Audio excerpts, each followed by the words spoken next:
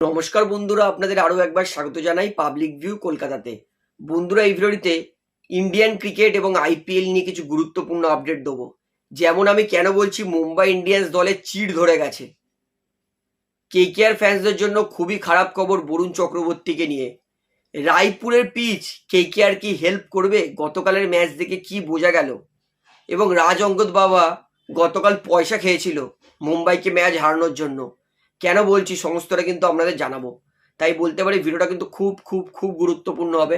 অবশ্যই শেষ পর্যন্ত দেখবেন। এবং যারা চ্যানেল নতুন সকলকে একটা অনুরোধ করে রাখবো, যেহেতু এখানে আপনারা খেলার সমস্ত রকম আপডেটস পেয়ে যাবেন, তারা অবশ্যই পাবলিক ভিউ কলকাতা চ্যানেলটিকে সাবস্ক্রাইব করে বেল আইকন প্রেস করে অল করে রাখবেন।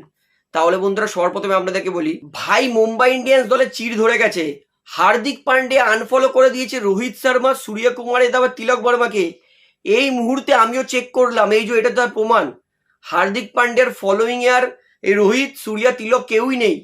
মনে আছে কিছুদিন আগে হার্দিক পান্ডিয়া ম্যাচ হারার পর কি বলেছিল প্রেস কনফারেন্সে? ম্যাচ জিততে গেলে আমাদের কিছু টাফ কল নিতে হবে। সেই টাফ কলটা কি এবার তো বোঝা যাচ্ছে। মনে হচ্ছে রোহিত, সূর্যা, তিলক এরা তিনজন যাবে বা হার্দিক পান্ডিয়া মুম্বাই থেকে যাবে। কারণ হার্দিক পান্ডিয়া তো পুরো সুস্থ, তাও তিনি কেন খেলছেন না? এমনকি দলের সঙ্গেও ট্রাভেল করছেন না। কিছু তো গন্ডগোল আছে। জাসপ্রীত বুমরা হার্দিক পান্ডিয়ার আন্ডারে অত ভালো এফোর্ট মেরে বল করছিল না, উইকেট নিতে পারছিল না। কিন্তু সূর্যকুমার ক্যাপ্টেন হতেই বুমরা আবার এফোর্ট মারছে। রোহিত শর্মা বেঞ্চে বসেছিল, সে আবার বেঞ্চ থেকে উঠে খেলতে শুরু করেছে। তিলক বর্মা সবাই নিজের জান লাগিয়ে দিচ্ছে। তো কিছুতে একটা গন্ডগোল চলছে মুম্বাই ইন্ডিয়ান্স দলে, এবং সেটা পরিষ্কার দেখা যাচ্ছে যে এদের তিনজনের মধ্যে যেই দলটাকে হারাতে গেলে মানুষের কালঘাম ছুটে যেত, সেই দলটাকে মানুষ বাচ্চার মতো হারিয়ে দিচ্ছে। এবং এই সমস্ত কনক্লুশন দেখে যা মনে হচ্ছে, এর পরের সিজনে মুম্বাই ইন্ডিয়ান্স দলে বড় কিছু হতে চলেছে। নয় তিনটে বড় লেজেন্ড রোহিত, সূর্যা, তিলক বেরিয়ে যাবে। আর তিলক লেজেন্ড নয়, তাও ভালো প্লেয়ার। নয় হার্দিক পান্ডিয়া বেরিয়ে যাবে। আর যদি হার্দিক মুম্বাই থেকে বেরিয়ে যায়, তাও ফ্যান্সরাও তো রাগ করবে না যতটা রাগ করবে কিন্তু রোহিত শর্মা বেরিয়ে গেলে। অর্থাৎ হার্দিক পান্ডিয়া সমস্ত প্লেয়ারদের সঙ্গে যে অ্যাগ্রেশন দিকে কথা বলছিল, হয়তো সেই সমস্ত ভালো চোখে নেয়নি মুম্বাই ইন্ডিয়ান্সের প্লেয়াররা। অর্থাৎ এই সমস্ত কনক্লুশন কিন্তু একদিকেই ইঙ্গিত দিচ্ছে যে এতদিন যারা ভাবছিল যে হার্দিক পান্ডিয়ার ক্যাপ্টেন্সি খারাপ, হার্দিক পান্ডিয়ার ক্যাপ্টেন্সি নয়, নিজেদের মধ্যে কিছু একটা সমস্যার জন্যই কিন্তু মুম্বাই ইন্ডিয়ান্সের প্লেয়াররা অত ভালো পারফরমেন্স করছিল না।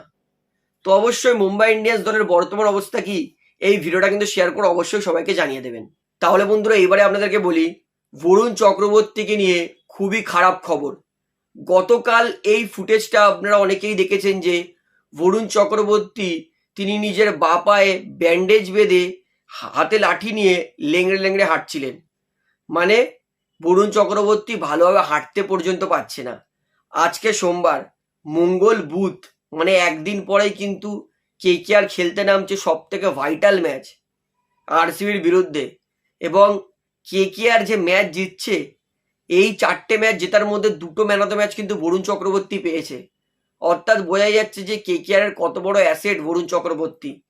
যদি বরুণ চক্রবর্তী না থাকে, কেকেআর দলের জন্য কিন্তু খুবই ব্যাড লাক। সবে কেকেআর দল একটা ভালো ছন্দ ধরেছিল, এই সময় বরুণ চক্রবর্তী যদি না থাকে, ভাবা যাচ্ছে না যে কেকেআর এর কত বড় লস হবে, বিগ লস। তো বরুণ চক্রবর্তী তিনি কিন্তু কালকে পর্যন্ত এরকমভাবে হাঁটছিলেন। তো এরপরে কি করে প্রেডিক্ট করব যে বরুণ চক্রবর্তী তিনি আরসিবির বিরুদ্ধে খেলবেন? আজকে যদি প্র্যাকটিসে বরুণ চক্রবর্তীকে দেখতে পাই, তাহলে হয়তো একটু ভালো পজিটিভ দিক থাকবে। আজকে না দেখতে পেলে কালকে দেখলে তাও মন শান্তি থাকবে না। বরুণ চক্রবর্তী হয়তো 4টে ওভারের ব্যাপার আছে, 4টে ওভার হলেও বরুণ চক্রবর্তীকে তো 14 ওভার অব্দি ফিল্ডিং করতেই হবে, কোনো উপায় নেই। তো কেকেআর এর জন্য যদি বরুণ চক্রবর্তী না থাকে, বড় লস। তো অবশ্যই এই ভিডিওটা কিন্তু সবাইকে শেয়ার করে জানিয়ে দিন যে বরুণ চক্রবর্তীর বর্তমান অবস্থা, যে তিনি পায়ে ব্যান্ডেজ করে হাতে লাঠি নিয়ে খুঁড়িয়ে খুঁড়িয়ে হাঁটছেন, এটা সত্যি হৃদয় ভাঙার মতো কেকেআর ফ্যান্সদের জন্য। এইবারে আপনাদেরকে বলি, কেকেআর দলের জন্য একটা ভালো পজিটিভ নিউজ আছে। গতকাল রায়পুরের পিচে আরসিবি আর মুম্বাইয়ের খেলা দেখে একটা জিনিস তো পরিষ্কার হয়ে গেছে, কেকেআর এর বোলাররা কিন্তু রায়পুরের পিচে হেল্প পাবেই। কারণ মুম্বাই তাদের ব্যাটিং 165 মাত্র করতে পেরেছে এই রায়পুরের মাঠে, এবং সেইটা চেস করতে গিয়েও আরসিবি দলের কিন্তু কালঘাম ছুটে গেছিল এবং পিচে আরসিবি এবং মুম্বাইয়ের স্পিন বোলাররা কি মারাত্মক হেল্প পাচ্ছিল আমরা সবাই দেখেছি। অর্থাৎ এটা কিন্তু কেকেআর ফ্যান্সদের জন্য ভীষণ বড় পজিটিভ নিউজ, কারণ কেকেআর এর কাছে কিন্তু ভালো ভালো স্পিন বোলাররা আছে। তো এই পিচে যদি কেকেআর 12টা ওভার স্পিন করে হেল্প পেয়ে যায় ভাই, এর থেকে ভালো পজিটিভ নিউজ কিছু হতেই পারে না। অর্থাৎ আরসিবি আর মুম্বাইয়ের ম্যাচ দেখে যতটা মন খুশি হয়েছে, এই পিচে যতটা স্পিন জন্য হেল্প আছে, অর্থাৎ এই হেল্পটাই যদি কেকেআর আরসিবির ম্যাচেও থাকে তাহলে আমি বলবো কেকেআর কিন্তু অবশ্যই এই ম্যাচটা জেতার জন্য ফেভারিট হতে পারে। কারণ স্পিন পিচে গ্রিপ করলে কেকেআর এর কিন্তু স্পিন বোলারদের কাঁধ দ্বিগুণ কেন 3 গুণ 4 গুণ বেড়ে যায়। তো অবশ্যই এটা কিন্তু দারুণ পজিটিভ নিউজ যে আরসিবি যেই মাঠে খেলবে রায়পুরে কেকেআর এর বিরুদ্ধে, সেই মাঠের কিন্তু সেই পিচে কিন্তু হেল্প আছে, যেটা খুব ভালো একটা পজিটিভ নিউজ কেকেআর ফ্যান্সদের জন্য।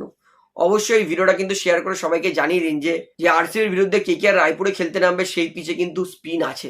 এইবারে আপনাদেরকে বলি, গতকাল রাজ আঙ্গাদ বাবা তিনি পয়সা খেয়েছিলেন না, মানে দেখুন 6 বলের খেলা তিনি ওয়াইড নো ফ্রি হিট করে মোট 10টা বল করেছেন। 6 বলে 15 না, 10 বলে 15 বাকি ছিল। আর লাস্ট বলে যখন 2 রান হয়েছে, প্রথমত একটা হাতে ধরা বল তিনি ধরতে পারেননি, এবং ধরার পরে তিনি হাঁটুতে হাত দিয়ে কি ভাবছিলেন, কার দিকে তাকিয়ে হাসছিলেন সেটাও জানি না। তিনি হাঁটুর মধ্যে হাত দিয়ে না দাঁড়িয়ে থেকে যদি উইকেটের সামনে যেতেন তাহলে ফিল্ডার উইকেট কিপারকে থ্রো করতো না, নন স্ট্রাইকার এন্ডে থ্রো করতো, যেখানে রাজ আঙ্গাদ বাবা তিনি ধরে অবশ্যই রান আউট করে দিতে পারতেন, সুযোগ কিন্তু ছিল। যেহেতু তিনি হাঁটুতে হাত দিয়ে দাঁড়িয়ে এক জায়গায় দেখছিলেন, তখনই কি করবে ফিল্ডার তো দেখেছে যে বোলার নিজের পজিশনে নেই, ওই জন্য ফিল্ডার উইকেট কিপারকে থ্রো করেছে।